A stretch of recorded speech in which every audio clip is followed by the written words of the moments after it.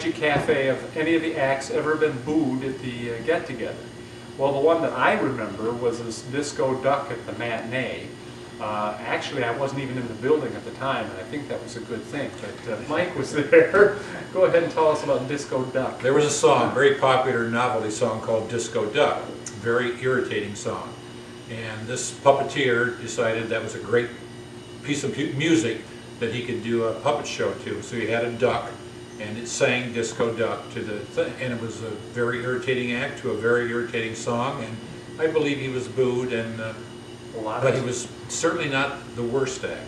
Not the only act, and not the worst act. The other one was a guy who wrote to the company and said he had 11 quick, fast minutes of this act. Quick and fast is kind of important. And so we booked him. And he visited the showroom in the afternoon. We found this out later. He came on, and he was dressed up in an overcoat and a bowler hat.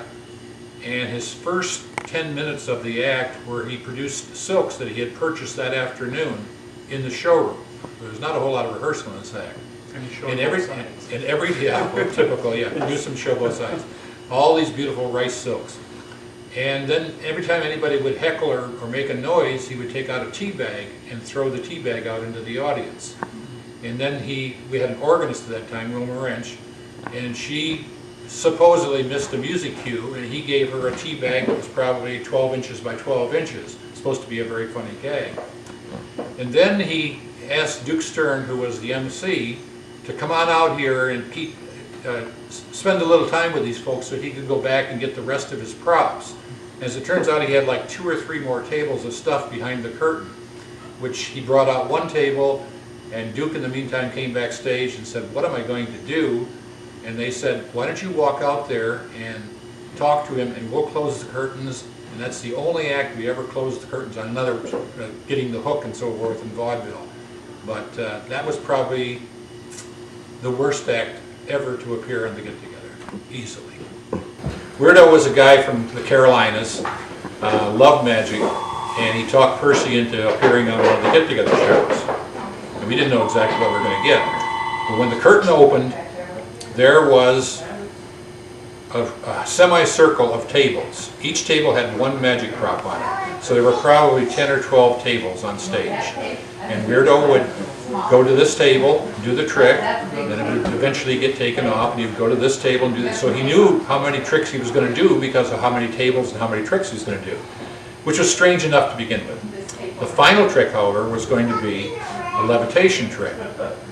And the girl that he was using was Linda Abbott, Percy Abbott's youngest daughter. And Weirdo very proudly came to the front of the footlights and said, "Ladies and gentlemen, I'd like to present my version of Abbott's Super X levitation." Just like reading from a catalog. So he gets Linda Abbott supposedly hypnotized, puts her on the board, gets the cloth up, takes the supports away, is ready to pass the hoop around. Now he doesn't have the hoop that Abbott supplied, he had a hula hoop. Now Linda Abbott was not the tallest girl in the world, but she was taller than the diameter, the radius of a hula hoop. So when Weirdo got the thing down to her feet, it wouldn't clear her feet. I'm not kidding. He squeezed the plastic hula hoop to make it oblong and passed it around her feet. Brought it across, had to squeeze it, of course, to clear her head, because you're passing it around twice, and then took it off. And I swear, people were actually falling into the aisles laughing, okay? And that was his finishing trick, and the curtains closed, and it was just an evening enjoyed by all. But Weirdo was a weird one.